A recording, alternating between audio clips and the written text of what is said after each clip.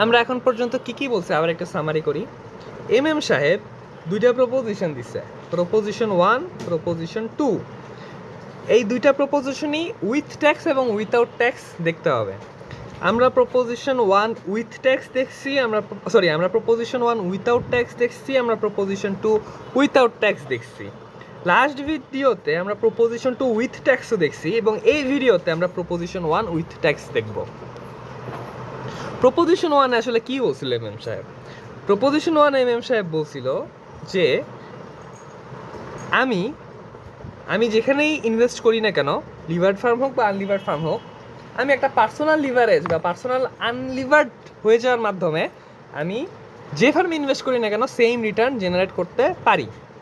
অর্থাৎ মূল কথা হচ্ছে প্রপোজিশন 1 অনুযায়ী উইথাউট ট্যাক্স সিনারিওতে value of levered firm is equal to value of unlevered firm.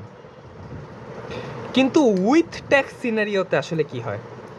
With tax সিনারিওতে first আমরা চিন্তা করি যে ভ্যালু অফ আনলিভার্ড ফার্মটা কেমনে বাই করে। দুনিয়ার যে কোনো কিছুর ভ্যালু কেমনে বাই করে আমরা কিন্তু জানি। দুনিয়ার যে কোনো কিছুর ভ্যালু বাই করে সেইখান থেকে প্রাপ্ত ভবিষ্যতের সকল ক্যাশ ফ্লোরে প্রেজেন্ট ভ্যালুতে নিয়ে আসার মাধ্যমে। তো আমি যদি একটা শেয়ারে ইনভেস্ট করি বা একটা কোম্পানির ক্যাশ ইনফ্লোর ব্যাপারটা আসলে ইবিআইটির মাধ্যমে আমি বুঝতে পারি। ইবিআইটি মানে হচ্ছে ভাই নেট প্রফিট। হ্যাঁ, একটা কোম্পানির নেট প্রফিট, এটাই তো তার সে প্রত্যেক বছর পাইতেছে। হ্যাঁ, একটা জায়গায় কোম্পানি ইনভেস্ট করলে কি পায়? সে তো earnings before interest and tax পাচ্ছে, এটা সারা বছর পাইতেছে। সো সেটারে ধরে আমি যদি প্রেজেন্ট ভ্যালু করে ফেলতে পারি, তাইলেই আমার ওই জিনিসটা একটা জিনিসের ভ্যালু বের করা সম্ভব। তো ইবিআইটি আমরা বলতেছি এই ওয়ার্ল্ডে এখন ট্যাক্স চলে আসছে। ওয়ার্ল্ডে কি চলে আসছে? ট্যাক্স চলে আসছে। সো ইবিআইটি থেকে ট্যাক্সটা বাদ দিতে হবে, রাইট? বাদ দেওয়ার পর সেইটাকে কস্ট অফ ক্যাপিটাল দিয়ে ভাগ দিয়ে প্রেজেন্ট ভ্যালু নিয়ে আসতে হবে, তাইলেই ভ্যালু অফ আনলিভার্ড ফার্মটা বের হয়ে আসবে। কস্ট অফ ক্যাপিটাল মানে কি একটু চিন্তা করি তো। ভ্যালু অফ আনলিভার্ড ফার্ম মানে কোনো লোন নাই, মানে আমার আসলে কস্ট অফ ক্যাপিটালের কোন পোর্শনটা আছে? কস্ট অফ ক্যাপিটালে মেজর দুইটা পোর্শন থাকে, একটা হচ্ছে কস্ট অফ ডেট আর একটা হচ্ছে কস্ট অফ ইকুইটি। তা আমি আনলিভার্ড ফার্ম, আমি লিভারেজ দিই নাই, তাহলে কস্ট অফ ডেট আইবে কোথা দিয়ে আইব? এটা তো পুরোটা cost of equity, right? So unlevered ফার্মের যে কস্ট অফ ইকুইটিটা সেটা দিয়েই মূলত আমার যদি ভাগ দেই, সেটাই আমার এখন এই অবস্থা কস্ট অফ ক্যাপিটাল, তাইলে আমার ভ্যালু অফ আনলিভার্ড ফার্মটা বের হবে।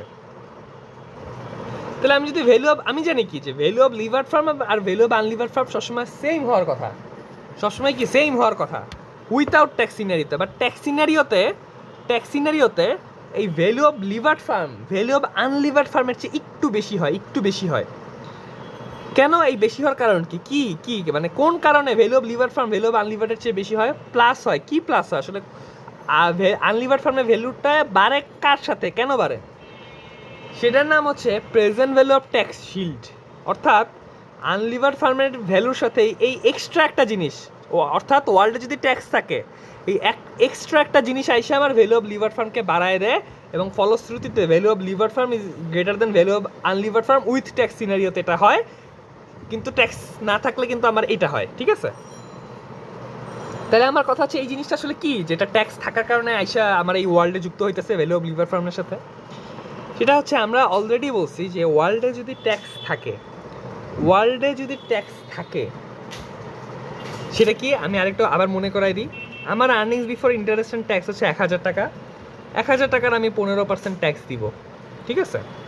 কিন্তু ওয়ার্ল্ডে আমি যদি লিভারেজ নেই, লোন নেই, তখন কি হয়? 1,000 টাকা থেকে আগে ওই ইন্টারেস্টের পরিমাণটা বাদ যায়, কথা 100 বাদ গেল, তারপর যে 900 থাকে ওই 900-র উপর এই 15% ট্যাক্স হয়।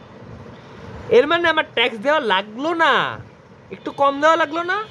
আগে 1,000-এর উপর দিতাম, এখন দিতেছি কতর উপর? 900-র উপর। শুধুমাত্র কেন? ইন্টারেস্ট থাকার কারণে। অর্থাৎ ট্যাক্স আছে এমন একটা ওয়ার্ল্ডে আমি যদি লিভারেজ নেই, তাহলে আমার ইন্টারেস্ট যতটুকু হয় ততটুকুর উপর ট্যাক্স দিতে হয় না। এখানে 1,000-এর উপর 15% ট্যাক্স দিচ্ছে, অথচ এখানে 900-র উপর 15%। এর মানে দিনাই কতটুকুর উপর? 100-র উপর। অর্থাৎ যতটুকু আমি ইন্টারেস্ট পে করি ততটুকুর উপর আমি ট্যাক্স দেই না। এইটা একটা ট্যাক্স শিল্ড, একটা ট্যাক্স বেনিফিট লিভার ফার্মে। সো এইটাই যে লোনের উপর ইন্টারেস্ট রেট যতটুকু হয়, অর্থাৎ লোন হয়তো 1,000 টাকা, তার 10% না, লোন হয়তো যে কোনো টাকাই হইতে পারে, তার উপর একটা ইন্টারেস্টের পার্সেন্টেজ হওয়ার পর একটা ইন্টারেস্টের অ্যামাউন্ট বের হয়।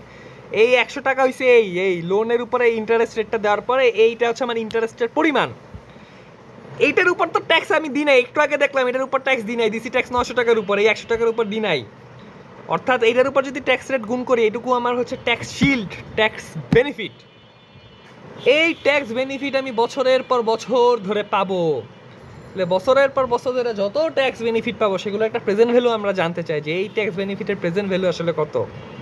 এই প্রেজেন্ট ভ্যালু মানে কি, প্রেজেন্ট ভ্যালুর জন্য ওইটারে কস্ট অফ ক্যাপিটাল দিয়ে ভাগ দিতে হয়। সো চিন্তা করি তো যে এখানে কস্ট অফ ক্যাপিটালের রেট কত হবে। আমি ট্যাক্স দিচ্ছি না ইন্টারেস্ট নেওয়ার সুবিধায়, সো আমার এই লোন নেওয়ার সুবিধা, সো লোন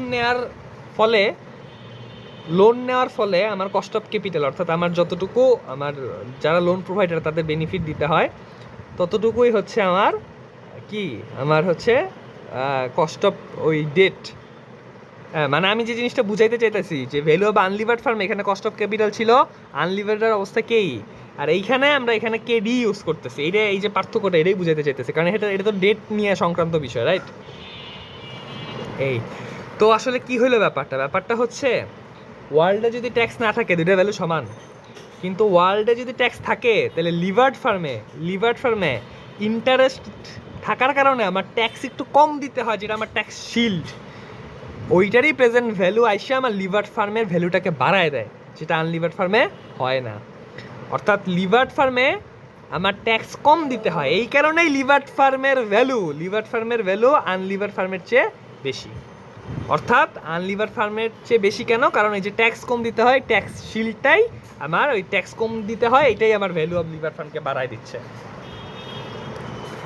এখন কোয়েশ্চেন হচ্ছে ভ্যালু অফ লিভার ফার্ম তাহলে বের করবো কেমন ম্যাথমেটিক্যালি? ফার্স্টে ভ্যালু অফ আনলিভার ফার্ম বের করে নিতে হবে, যেটা উপরে সূত্র ছিল, ওইটার সাথে এই কাজটুকু করলে ভ্যালু অফ লিভার ফার্ম বের হয়ে যাবে। এখানে একটা যে মজার বিষয় হচ্ছে ইন্টারেস্ট রেট এবং কেডি যদি সেম হয় তাইলে এটা তো কারাগারি হয়ে যাবে, তাহলে লোনের সাথে ট্যাক্স রেটটা গুণ দিলেই জাস্ট এটা যোগ করে দিলেই হয়ে যায়। কিন্তু ইন্টারেস্ট আর কেডি যদি ভিন্ন হয় তাহলে এই কাটাকাটি করা যাবে না, তাহলে পুরো সূত্র বসাই করতে হবে। ইন্টারেস্ট রেট আর কেডি ভিন্ন হইতে পারে, যেটা আমরা চ্যাপ্টার 13-এ দেখবো যে ইন্টারেস্ট রেট আর কেডি কেমনে ভিন্ন হয়। হ্যাঁ, এটা কোশ্চেন জায়গা না, কেডি কি? হ্যাঁ, কেডি হচ্ছে cost of debenture. Cost of debenture কি? যে আমি যে কস্ট অফ ডেটও বলতে পারি, আমি যে ডেট নিলাম, আমি যে লোন নিলাম, আমি যে লিভারেজ নিলাম, এর ফলশ্রুতিতে যারা আমাকে এই লোনটা দিল তাদেরকে আমার কত টাকা দিতে হবে। তো এটা তো সহজ কথা রে ভাই, আমার যতটুকু ইন্টারেস্টেড ততটুকুই দিতে হবে। সো কেডি আর ইন্টারেস্ট তো সেম, সো এটুকু না আনলে কি হয়, শুধু লোনের সাথে ট্যাক্স গুণ দিব, ঠিক আছে? বাট মাঝে মাঝে সেম না হইতে পারে। কখন সেম হয় না? জেনারেলি সেম হয়ই না। এটা চ্যাপ্টার 13-এ আমরা দেখবো যে কীভাবে সেম হয় না, চ্যাপ্টার 13-এ। হ্যাঁ, তখন আমার এই পুরো ম্যাথটা এইভাবে করা লাগে আর কি, কাটাকাটি করা যায়, পুরো বাদ দেওয়া যায় না। আরেকটা হচ্ছে এখানে আমি ধরে নিচ্ছি যে প্রত্যেক বছর আমার কি বলে ট্যাক্স শিল্ডটা কনস্ট্যান্ট সেম, এই জন্য এটার প্রেজেন্ট ভ্যালু একবারে বাই করা হচ্ছে। কিন্তু প্রত্যেক বছর যদি সেম না হয় তাহলে কিন্তু এই না এক টান দিয়ে প্রেজেন্ট ভ্যালু বাই করা যাবে না, তোমার পুরো ঠান্ডা মাথায় প্রত্যেক বছরের জন্য আলাদা আলাদা প্রেজেন্ট ভ্যালু বাই করতে হবে। হ্যাঁ, ট্যাক্স শিল্ড আলাদা আলাদা বাই করে নিতে হবে। এটা কেমনে বাই করে, এটা আমরা হচ্ছে যে ম্যাথ করলে দেখবো। মূল কনসেপ্টটা জাস্ট বুঝতে হবে এখানে। মূল কনসেপ্টটা হচ্ছে যে যখন ট্যাক্স থাকে তখন একটা কোম্পানি যদি লোন নেয় তাহলে তার ট্যাক্স একটা বেনিফিট থাকে। হ্যাঁ, ট্যাক্স না থাকলে তার ট্যাক্স বেনিফিট পায় না। যে ওয়ার্ল্ডের ট্যাক্স নাই সেখানে কি আর ট্যাক্স বেনিফিট নেওয়ার উপায় আছে? নাই তো। সো যে ওয়ার্ল্ডের ট্যাক্স নাই সেখানে যেহেতু ট্যাক্স বেনিফিট নেওয়ার উপায় নাই, এই জন্য দুইটা সেম থাকে।